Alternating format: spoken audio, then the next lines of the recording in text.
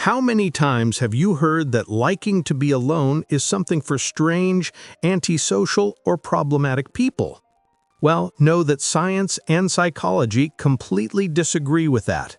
In fact, people who like to be alone usually have rare and admirable qualities. Today, I'm going to show you 4 powerful qualities of those who are not afraid of their own company. First quality, maturity. People who like to be alone have a level of emotional maturity above average. And do you know why? Because this person does not depend on an audience to feel complete. While many people need to be surrounded by others to feel valued, those who enjoy solitude have already resolved this internally. It's not arrogance, it's confidence. This maturity also appears in the way these people deal with conflicts and emotions. They don't run around venting to just anyone, and they don't turn personal drama into public spectacle. They process, reflect, and digest things in their own time. It's someone who has learned that being well with yourself is the foundation of any other healthy relationship, and that is definitely not something everyone can achieve. Second quality, reliability. It may seem contradictory, but people who like to be alone tend to be extremely trustworthy, because these people don't need to impress anyone, nor please or gain approval. When they say they're going to do something, they do it. When they take on a commitment, they fulfill it.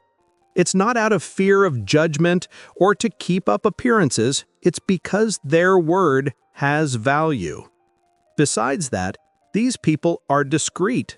You can tell them something and it stays kept. They don't need to go around spreading secrets to have something to talk about in social circles. They're someone you can truly trust precisely because they don't need to use your information as social currency. And that is rare these days. Third quality, heightened creativity. Solitude is the cradle of creativity. All great artists, writers, inventors, and thinkers in history had something in common. They needed time alone to create. When you were alone, your mind has space to connect ideas that previously didn't make sense and to explore thoughts without interruption. It's in that silence that the best ideas are born. People who like to be alone naturally develop this creative sense. While others are busy consuming content, these people are creating their own universe, developing projects, and solving problems. And we're not just talking about art. Creativity is solving problems, thinking outside the box, and having insights no one else had. And all of this requires time alone, silence, and deep reflection.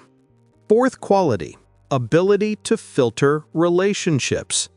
People who like to be alone are extremely selective about who they let into their lives. While many people accept any type of company just so they're not alone, those who value solitude know exactly what they want and don't want in a relationship. Superficial friendships? No thanks. These people prefer to have 2 or 3 true friends rather than 50 acquaintances that add nothing. They know that quality is worth more than quantity, and for that reason they are not afraid to distance themselves from those who don't align with their values. It's someone who understands that being alone is better than being poorly accompanied, and this clarity protects these people from toxic relationships and from those who show up only when they need something. In the end, liking to be alone is not a flaw, it's a quality. It's a sign of someone who knows themselves, who respects themselves, and who is not afraid of their own company. And that is definitely not for everyone. And you? Do you have any of these qualities? Tell me here in the comments. And if this video made you feel understood, subscribe to the channel and activate the notification bell to receive the next content. We'll meet in the next video. See you there.